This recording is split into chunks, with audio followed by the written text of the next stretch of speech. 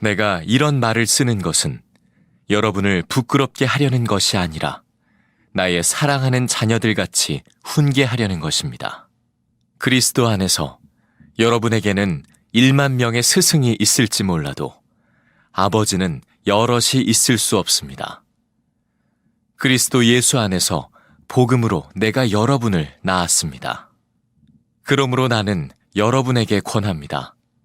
여러분은 나를 본받는 사람이 되십시오. 이 일 때문에 나는 디모데를 여러분에게 보냈습니다. 그는 주님 안에서 얻은 나의 사랑하는 신실한 아들입니다. 그는 그리스도 예수 안에서 행하는 나의 생활 방식을 여러분에게 되새겨 줄 것입니다. 어디에서나 모든 교회에서 내가 가르치는 그대로 말입니다. 그런데 여러분 가운데는 내가 여러분에게로 가지 못하리라고 생각하여 교만해진 사람이 덜어 있습니다. 주님께서 허락하시면 내가 속히 여러분에게로 가서 그 교만해진 사람들의 말이 아니라 능력을 알아보겠습니다. 하나님 나라는 말에 있지 아니하고 능력에 있습니다. 여러분은 무엇을 원합니까? 내가 채찍을 들고 여러분에게로 가는 것이 좋겠습니까? 그렇지 않으면 사랑과 온유한 마음을 가지고 가는 것이 좋겠습니까? 여러 가지로 마음 심란한 뉴스들이 많은 때 주의 평강이 여러분에게 있기를 축복합니다. 이런 상황에서 주 예수님을 더욱 주목해서 바라보셔야 합니다. 그저 말로만 생각했던 항상 주님을 바라보는 일이 지금 이와 같은 때에 정말 여러분에게 가능해져야 합니다. 그리고 사람을 볼 때도 주 예수님의 마음을 가지고 보는 눈을 여러분도 여셔야 됩니다. 플로이드 맥클랑 선교사님이라고 계신데 그분이 위험한 가족이라 하는 책에서 본인 가족이 네덜란드 암스테르담에 있는 창녀촌에서 사역하실 때 이야기를 하셨습니다. 하나님의 강권하심이 있어서 그 창녀촌에서 거기서 집을 정하고 살았습니다. 그 옆집에는 사탄교 교회가 있었고 또 그 바로 이웃에는 남자 동성애자들이 함께 몰려 사는 아주 영적으로 안 좋은 그런 형편에서 그들은 살았습니다. 하나님께서 어떤 형편에 있는 사람에게도 하나님은 함께 하시고 그들을 사랑하신다는 메시지를 전하기 위해서 그렇게 하신 것입니다. 그런데 한 번은 어느 아주 보수적인 선교단체의 그 리더들이 그 플로이드 맥클랑 선교사님의 사역을 보고 싶어서 소문을 들었다고 하면서 찾아오겠다고 연락이 왔습니다. 오시라고 했죠. 그리고는 자기들이 살고 있는 그 암스테르담에 있는 창녀촌으로 그분들을 이제 모시고 가는 길에 갑자기 생각을 한 것이 자기 이웃에 사는 그 창녀인 두 여자가 있다는 것을 생각했습니다. 그들과는 아주 반갑게 인사를 하고 지내는 사이입니다. 서로 이름을 불러가면서. 그런데 만약에 이분들을 모시고 가는데 그 사람을 만나면 그래서 그들이 나를 반갑게 인사를 해서 오면 어떻게 하나 하는 걱정이 갑자기 생겼습니다. 그때 상황을 그분이 이렇게 쓰고 있습니다. 오늘같이 화창한 날이면 그녀들은 을의 바깥에 나와 있을 것이고 언제나 그랬던 것처럼 내 이름을 친근하게 부르면서 인사를 건넬 것이다. 게다가 옷을 거의 걸치지 않은 그들이 그렇게 했을 때 벌어질 광경을 생각하고선 침을 꿀떡 삼키지 않을 수 없었다. 선교단체의 간부들을 데리고 그 거리로 접어들었을 때 역시 그녀들이 거기에 있었다. 두 소녀가 기쁜 얼굴로 손을 흔들며 내 이름을 불렀을 때 보수적인 선교단체 간부들을 감히 뒤돌아볼 엄두도 못 내었다. 등 뒤로 침묵의 벽이 있음을 느꼈다. 자, 그 일이 있은 여러 달 후에 미국의 어느 선교 대회에 플로이드 맥클랑 선교사님이 참석을 했는데 아주 반갑게 인사를 해오는 어느 한 분이 있더랍니다. 그러면서 그분이 하는 이야기가 지난번 우리가 암스테르담에서 당신의 선교지를 우리가 가보았죠. 그때 우리를 안내해 주지 않았습니까? 생각해 보니까 그때 있었던 분이에요. 그랬었죠. 제가 안내를 해드렸었죠. 그랬더니 그분이 펑펑 우는 겁니다. 그러면서 이런 이야기를 하더래요. 당신이 우리를 그 창녀촌으로 데리고 다닐 때 내 눈에는 한 무리의 창녀들과 뚜쟁이 그리고 마약 중독자들만 보였습니다. 그런데 당신이 당신 이웃에 살던 두 소녀에게 인사를 하며 그들의 이름을 불렀는데 나는 아직도 그들의 이름을 기억합니다. 소냐와 엘소였죠. 그제서야 그들이 창녀가 아니라 사람으로 보였습니다. 여러분, 우리가 똑같은 사람을 보아도 사실은 다 같이 보는 건 아닙니다. 우리가 똑같은 상황에 있어도 그 상황을 다 똑같이 느끼는 것도 아닙니다. 우리는 하나님의 성전입니다. 우리 안에 예수 그리스도께서 거하시고 계십니다. 그러므로 성도는 예수님의 마음으로 보는 눈을 가지고 있는 사람, 예수님의 마음으로 보게 되면 모든 것이 다 달리 보입니다. 고린도 교회 교인들은 사도 바울을 아주 심하게 모욕하고 비난하고 심판까지 했습니다. 그런데 사도 바울은 그런 고린도 교회 교인들의 비난과 심판을 듣고도 그로 인해서 함께 비난을 하거나 또는 화를 내거나 또는 낙심하지 않았습니다. 이유는 예수님의 눈으로 그 고린도 교회 교인들을 보았기 때문입니다.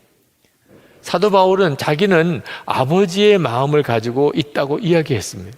14절 15절에 이렇게 말씀합니다. 내가 이런 말을 쓰는 것은 여러분을 부끄럽게 하려는 것이 아니라 나의 사랑하는 자녀들 같이 훈계하려는 것입니다. 그리스도 안에서 여러분에게는 1만 명의 스승이 있을지 몰라도 아버지는 여럿이 있을 수 없습니다. 그리스도 예수 안에서 복음으로 내가 여러분을 낳았습니다. 사도 바울이 고린도 교인들의 잘못을 혹시 지적하더라도 그것은 전적으로 아버지가 자녀에게 훈계하는 마음으로 한다는 겁니다. 실제로 고린도 교회 교인들은 사도 바울이 전도해서 그들이 예수를 믿고 영생을 얻었습니다. 영적으로는 사도 바울이 아비인 거죠. 고린도 교회 교인들은 영적으로는 사도 바울의 자녀들인 겁니다. 이 말씀은 사도 바울이 내가 너희들의 아버지니까 나를 잘 대접하라 그런 의미가 아닙니다. 아버지라고 하는 것은 어떤 일이 있어도 어떤 상처를 받아도 포기할 수 없는 사람을 의미하는 것입니다. 사실 모세가 이스라엘 백성들로부터 말할 수 없는 비난과 원망을 듣다가 참다 못해서 하나님 앞에 나가서 민수기 11장 12절에 보면 이렇게 탄식을 합니다. 이 모든 백성을 내가 배웠나이까? 내가 그들을 낳았나이까? 어찌 주께서 내게 양육하는 아버지가 젖 먹는 아이를 품듯 그들을 품에 품고 주께서 그들의 열조에게 맹세하신 땅으로 가라 하시나이까? 이스라엘 백성들을 이끌고 가야 되는데 포기할 수가 없는 겁니다. 아무리 못되게 굴어도 아무리 원망해도 모세는 그들을 품고 가야만 되는 겁니다. 그게 꼭 자식을 포기할 수 없는 아버지 마음인 거죠. 실제로 이스라엘 백성이 금송아지를 만들어서 섬길 때 하나님께서 그들을 다 죽이겠다고 그랬습니다. 그때 모세가 하나님께 나아가서 간절한 마음으로 그들을 용서해 달라고 기도하면서 차라리 주께서 기록하신 책에서 내 이름을 지워버려 주십시오. 정말 아버지 마음으로 하나님께 나가서 중보해서 하나님의 진노를 거두었었죠. 사도 바울이 동족인 유대인을 향하여 가졌던 마음이 그와 같았습니다. 유대인들은 예수님을 십자가 못 박아 죽이고 부활의 복음을 받아들이지 않고 그리고 교회를 핍박했습니다. 그게 얼마나 안타까운지. 그러나 그 동족 유대인들이 다시 하나님께 돌아오게 되기를 간절히 기도하면서 사도 바울은 자신이 저주를 받아 그리스도에게서 끊어질지라도 원하는 바로라 그렇게 고백을 했습니다. 바로 이것이 아버지 마음인 겁니다. 내가 너희들의 영적인 아버지다. 그런 말을 하는 것은 포기할 수 없다. 너희들이 어떻게 못되게 하더라도 나는 너희를 포기할 수 없다. 그런 뜻입니다. 근데 여러분, 사도 바울만 아닙니다. 하나님의 성전, 우리 안에 하나님이 계셔서 나를 성전 삼으신 성도가 되었다면 우리 모두가 다 똑같이 이런 마음을 가지고 사람을 대하게 됩니다. 십자가에서 우리를 대신해서 죽으신 예수님의 마음이 꼭 그 마음이기 때문에 그렇습니다. 예수님이 한 번은 말할 수 없이 타락한 삶을 살면서 사람들로부터 버림을 받고 마음은 돌덩어리처럼 딱딱해진 사마리아 여인을 만난 적이 있습니다. 그녀는 도무지 마음을 열지 않으려고 했지만 예수님께서 결국은 그녀의 마음을 여시고 그에게도 영생을 주셨습니다. 그리고는 예수님이 너무 기쁘셔서 제자들이 음식을 가져다가 드시라고 하니까 나는 배부르다, 먹지 않고도 배가 부르다고 하셨어요. 그때 예수님의 심정이 어떤 심정이었겠습니까? 잃어버린 딸을 되찾은 아버지의 마음입니다. 잃어버린 딸이었던 거예요, 사마리아 여인이. 예수님이 십자가에 달리실 때 그때 예수님 옆에 달렸던 강도 하나가 예수님에게 요청을 했습니다. 예수여, 당신의 나라에 임하실 때 나를 기억하소서. 그때 예수님께서 당신도 십자가에 못 박혀서 말할 수 없이 고통스러운 순간에 있음에도 불구하고 그 강도에게 친절하게 대답을 합니다. 내가 진실로 내게 이르노니 오늘 내가 나와 함께 낙원에 있으리라. 여러분, 평생 죄짓고 살다가 정말 못되게 살다가 십자가에 달려 죽어야 되는 그런 죄수가 마지막 순간에 기도했다고 천국에 갈 수 있는 겁니까? 그게 옳은 겁니까? 그래도 되는 겁니까? 논쟁할 수 있지요. 그런데 예수님께서 당신이 십자가에 달려있는 그 기가 막힌 상황에서도 그 죄수에게 내가 오늘 나와 천국에 있을 거라고 말씀하신 이유는 하나입니다. 잃어버린 아들을 되찾은 아버지의 마음입니다. 저는 예수님을 항상 바라보려고 하면서 참 놀라운 은혜를 받은 것이 바로 하나님이 저를 이 사마리아 여인처럼 그 십자가에 함께 달렸던 죄수처럼 그렇게 저를 받아주시는 것이 마음에 느껴지는 거예요. 저는 십자가의 예수님의 용서와 하나님의 은혜를 수도 없이 들어서 압니다. 그러나 머리로 안다고 가슴으로 느껴지는 것은 아니었어요. 그런데 예수님을 항상 바라보고 늘 주님을 생각하려고 하면서 주님이 나를 그렇게 사랑하시는구나. 사마리아 여인처럼 십자가의 강도처럼 그렇게 나를 아들로 여기시는구나. 그게 느껴지는 거예요. 그러면서 제 안에 일어난 변화가 저도 다른 사람을 그렇게 대하게 마음이 바뀌어지는 겁니다. 십자가의 용서와 하나님의 은혜에 대하여 그렇게 알고도 싸우는 이유가 뭐지요? 마음에 느껴지지 않아서 그런 거죠. 우리가 하나님의 성전인 사람이라 예수님이 내 안에 계시다. 교리로만 알아서는 아무런 삶의 변화가 없습니다. 정말 예수님이 내 안에 계시구나. 나 같은 죄인 안에도 오셨구나. 이 사실이 진짜 믿어지고 느껴지면 다른 사람도 그렇게 보게 되는 겁니다. 예수님의 마음으로 보았기 때문에 사도 바울은 욕을 먹으면 도리어 축복하여 주고 박해를 받으면 참고 비방을 받으면 좋은 말로 응답했던 것입니다. 우리가 사람을 정확히 보는 눈이 없음을 인정해야 합니다. 미국 내슈빌에 가면 그리스도 장로교회라는 아주 부흥되는 교회가 있는데 스캇 소울즈라고 하는 담임 목사님이 최근에 책을 쓰셨습니다. 선 밖의 예수라는 책을 쓰셨는데 그 책 속에 어느 날 이 노숙인 여자 노숙인 한 노숙인에게 아침 밥을 사준 이야기를 하셨습니다.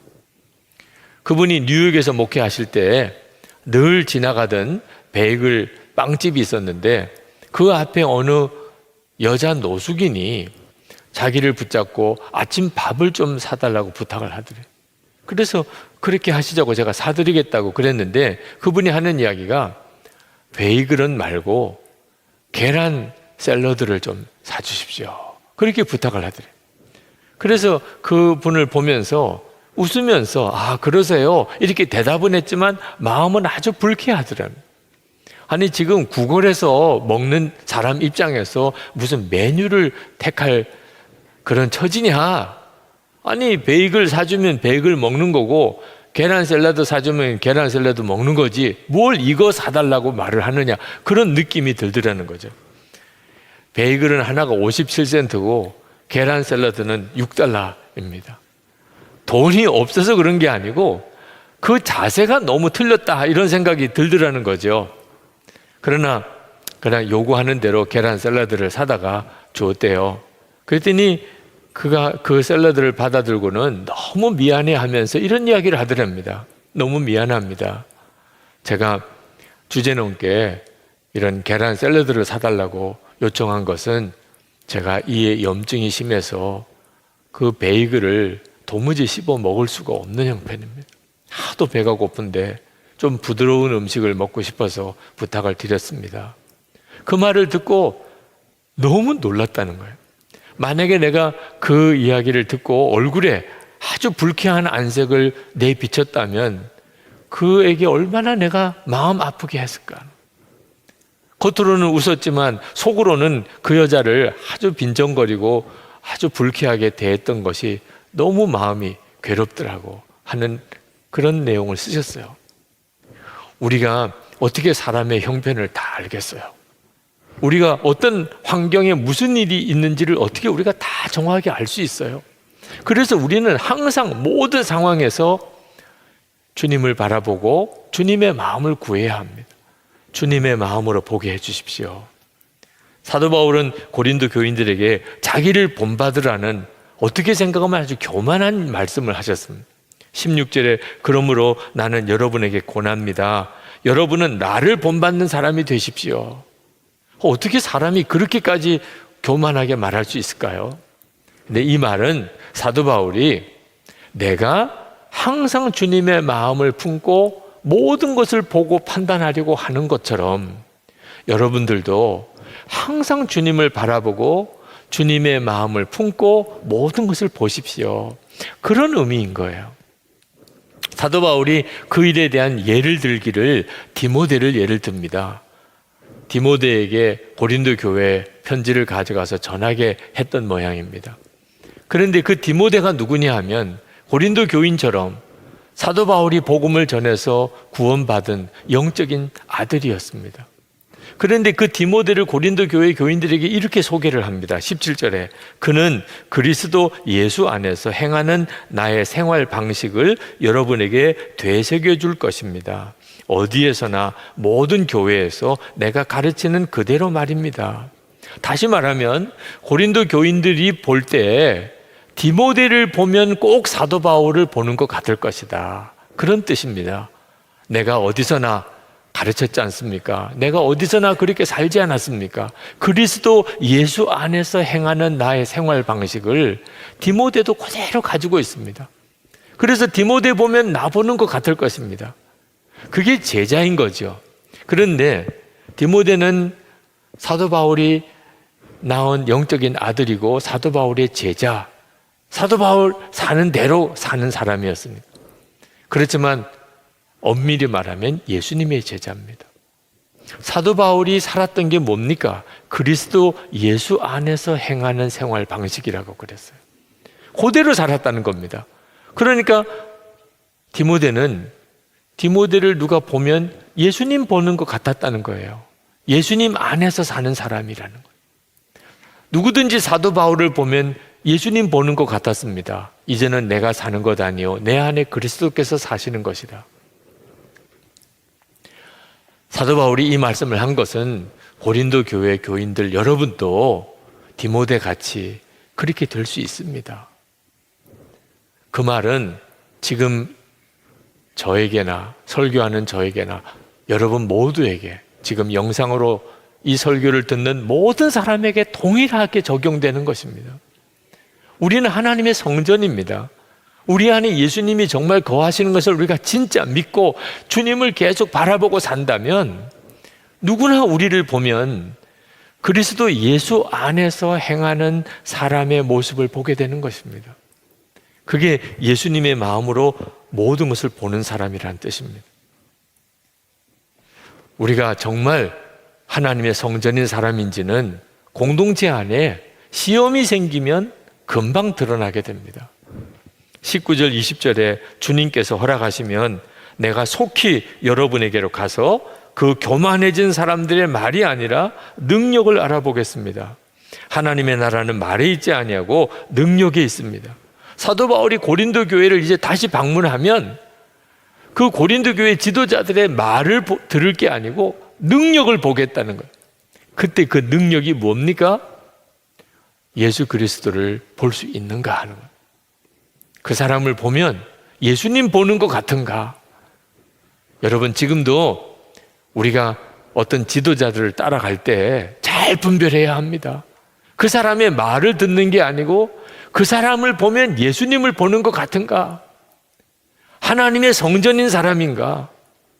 그 점이 분명해야 합니다. 능력 중에 능력은 은사나 기적을 행하는 게 아니고 예수님 그분이 드러나는 것입니다. 예수님이 가장 큰 능력이시잖아요. 사도 바울은 고린도 교인들에게 채찍을 들고 가기를 원하느냐 이렇게 물었습니다. 21절에 여러분은 무엇을 원합니까? 내가 채찍을 들고 여러분에게로 가는 것이 좋겠습니까? 그렇지 않으면 사랑과 온유한 마음으로 가지고 가는 것이 좋겠습니까? 채찍을 들고 가다니 너무 무서운 말씀을 하셨죠. 옛날에 그 당시 때는 부모가 자녀들을 훈계할 때 채찍을 때렸습니다. 매를 든 거죠. 근데 사도 바울이 이 말을 한 것은 채찍을 들고 가고 싶지 않다는 뜻입니다. 만약에 진짜 채찍을 들고 가서 때릴 마음이 있었다면 말 안 하고 가서 때리죠. 내가 채찍을 들고 가랴? 그 말은 무슨 뜻입니까? 채찍을 들고 가고 싶지 않다는 뜻입니다. 여러분, 하나님은 우리가 회개하고 돌이키기를 오래 기다리십니다. 정말 오래 기다리십니다. 그래서 어떤 사람은 하나님이 진짜 징계하시는지를 믿지 않는 사람도 많습니다. 그렇지만 하나님은 우리를 채찍으로 고치기를 원하지 않으시니까 하는 거지. 하나님은 징계하실 수 있는 분이십니다. 하나님이 우리를 죄에서 온전히 돌이키게 할 수 있는 방법 간단합니다. 하나님이 한번 채찍을 대시면 두 손 두 발 다 들고 하나님 살려주세요. 하나님 한 번만 살려주세요. 이번만 살려주시면 하나님 제가 다시는 죄 짓지 않고 하나님 말씀대로만 살겠습니다. 못하실 것 같아요. 이번 코로나19 사태를 한번 보십시오. 우리가 오늘처럼 이렇게 예배 드릴 거라고는 상상을 했습니까? 하나님이 한 번만 손을 대시면 지금 이 상황은 유도 아닙니다. 근데 하나님은 그렇게 하고 싶지 않으신 거예요. 그래서 우리에게 채찍을 들고 갈까? 그렇게 말씀하시는 거예요. 부모가 자녀들에게 너 또 그렇게 하면 진짜 매 맞아? 이렇게 말하는 것과 똑같은 거죠. 한 번은 저희 친구 목사님이 고등학교 때 수학 선생님 이야기를 하더라고요. 그 선생님은 한 번도 떠들지 말라는 말을 안 하는데도 그 반은 항상 조용하더라고요. 다른 반은 선생님이 그렇게 떠들지 마 그러는데도 시끄러운데 그 수학 선생님 반만큼은 다 조용하다. 왜? 옆 사람하고 이야기만 하면 선생님이 분필을 던지는 거예요. 경고가 없어요. 떠들지 마라. 너 떠들면 이런 일을 당한다. 이런 경고 없어요. 그냥 조금만 고개 돌리면 분필이 날라오는 거예요. 그러니까 다들 꼼짝없이 아무 말을 하지 않고 조용히 수업을 한다는 거예요. 하나님도 그렇게 하실 수 있지요. 우리가 잘못하면 바로 벌하실 수 있지요. 성령의 근심이 은혜예요. 이렇게 살면 안 돼. 이렇게 하면 내가 정말 하나님 기뻐하시는 게 아니야. 그럴 때 돌이킬 수 있어야 하는 거예요. 사도 바울은 고린도 교회에 사랑과 온유한 마음으로 가기를 원했고 그게 아버지의 마음이었어요. 그리고 그렇게 문제가 많았던 고린도 교회가 결국은 다 바로 서게 됩니다. 여러분, 우리 주위 상황이 어려워질 때 우리는 더욱 주님을 바라봐야 됩니다. 예수님의 마음으로 보려고 하면 우리 자신이 주님을 바라보는 눈이 뜨여져 있어야 합니다. 주님을 바라보지 못하는 사람은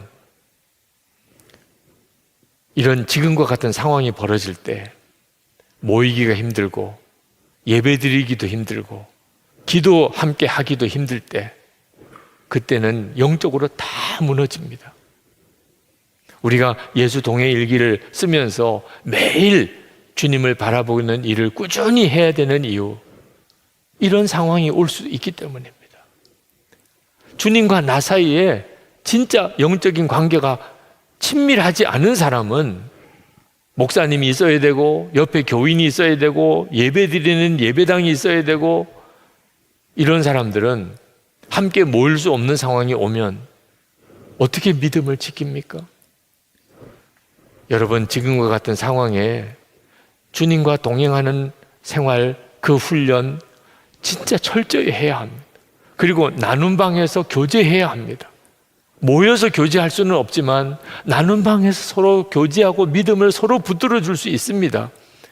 이 일은 무슨 일이 있어도 지켜야 합니다. 우리가 모여서 함께 기도할 수 있는 상황이 아니지만 혼자서라도 1시간 기도 매일 해야 합니다. 시험에 들지 않게 깨어있어 기도하라. 1시 동안도 기도할 수 없더냐? 핑계하지 말고 1시간 기도해야 합니다. 그런데 1시간 기도를 도무지 못하는 분들이 계시더라고요. 여러분들 중에도 아마 상당한 분들은 1시간을 기도를 못하는 분들이 있으실 겁니다. 그래서 어떻게 하면 교인들에게 1시간을 기도하게 해드릴 수 있을까? 작년 하반기부터 우리 교회 기도 사이트를 만들기 시작했습니다. 예수 동행 기도 사이트를 만들고 그 사이트에 들어오면 1시간 기도할 수 있어요. 처음 찬양부터 시작해서 성경 말씀과 매 합심 기도 제목과 그리고 개인 기도를 할 수 있도록 1시간 동안 기도할 수 있게끔 어디서든지 휴대폰만 있으면 그 사이트를 열고 1시간 기도를 접속에 들어오면 기도할 수 있게 됐어요. 이번 수요일에 이제 오픈하게 됩니다. 하나님의 역사하심이 너무나 섬세하게 우리를 이끌어 가신다는 것을 느끼게 돼요. 여러분 자신도 영적으로 깨어있기 위하여 1시간 기도해야 하지만 이번에 진짜 나라를 위한 기도에 꼭 그 기간입니다. 40일 동안 나라를 위해서 릴레이 금식 기도를, 한 끼 금식을 하든 하루를 금식을 하든 릴레이 금식하면서 그냥 밥만 굶는 것이 아니고 1시간 기도를 하자는 것입니다. 지금 이처럼 어려운 때에 성도가 해야 될 일이 나라를 위해서 거룩한 손을 들고 기도하는 것입니다. 그냥 두려워만 할 일이 아닙니다. 주님을 바라보는 눈이 이와 같은 때에 더 분명하게 열릴 수 있음을 믿으셔야 됩니다. 어느 선교사님이 청년 대학부 시절에 중국 청해성에 단기 선교를 갔던 적이 있었습니다. 그때 당시에 중국 상황은 지금보다도 더 어려워서 도무지 예수 믿는 사람이라고는 절대로 드러내면 안 되는 상황이었습니다. 그들은 그저 봉사단체처럼 가서 중국 청해성에서 거기서 그 땅을 위해서 기도하는데 주일이 되었습니다.